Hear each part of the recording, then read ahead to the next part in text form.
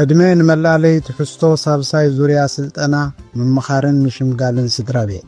ንትሕዝቶን ኣገባብ ኣማህራን ስልጠና ዝምልከት መላለይ መደብ ንዕለት 27 ጥቅምቲ 2025 ብመንገዲ ዙም ተዳልዩሎ ኩልኹም ጉድሳት ክትሳተፉ ብኽብሪ ንዕድም።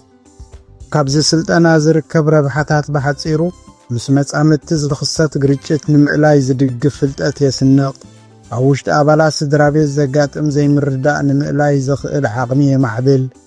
ንግርጭታት ብመነጽር ማሕበራዊ ኽብርታትን ስነ ፍልጠትን ናይ ምፍታሕ ክእለት ይሕድር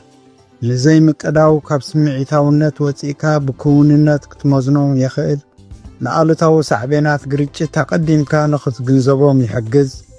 ንሓድሕዳዊ ዘይምርዳእ ናብ ኣወንታ ናይ ምልዋጥ ጥበብ ይዕቢ ካልእ ኣማራጽታት መፍትሒ ናይ ዘይምቅዳው ከም እትፍትሽ ይገብር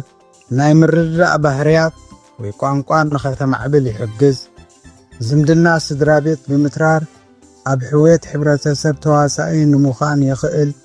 ኣብ ሕብረተሰብና ንዘሎ ናይ ኣማኸርትን ሸምገልትን ስድራቤት ዋሕዲ የቃልልን ካልእ ብዙሕ ነገራትን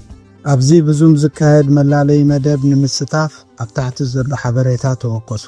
ኣብ ስልጠና ንምምዝጋብ ምስ እትደልዩ ኣብ ታሕቲ ዘሎ ሓበሬታ ተጠቕሙ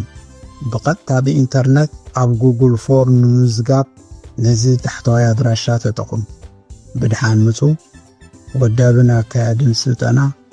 ሓውኹም ክፍለ ዮሃንስ ተወልደ ብርሃን ጎርደ